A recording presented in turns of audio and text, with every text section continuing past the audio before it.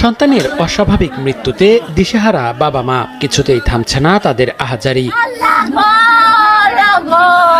RAB জানায়, শুক্রবার বিকেল থেকে নিখোঁজ ছিল নরসিংদীর পলাশ উপজেলার মেহেদী হাসানের মেয়ে মাইশা। কোথাও খুঁজে না পেয়ে ওই রাতেই থানায় জিডি করা হয়। পরে তাকে উদ্ধারে অভিযানে নামে র্যাব 11 এর একটি দল। সিসিটিভির ফুটেজের উপর ভিত্তি করে ঘটনার 4 দিন পর মঙ্গলবার ভোরে মেহেদী হাসানের ভাড়াটিয়া জামাল শেখ, তার স্ত্রী মাহফুজা শেখ ও ছেলে বিল্লাল শেখকে আটক করে র্যাব। পরে তাদের দেয়া তথ্যের ভিত্তিতে নিজ বাড়ির সেপটিক ট্যাঙ্ক থেকে উদ্ধার করা হয় মাইশার মরদেহ।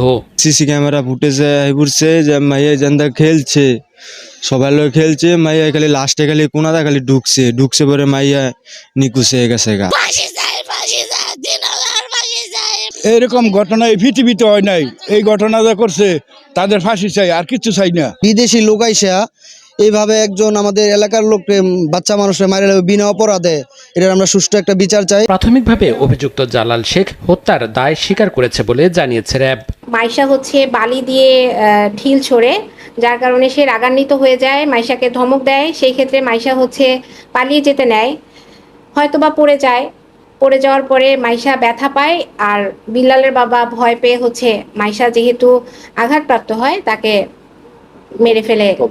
নিহতের মরদেহ ময়না তদন্তের জন্য নরসিংদী সদর হাসপাতালের মর্গে পাঠানো হয়েছে। সময় সংবাদ, নরসিংদী।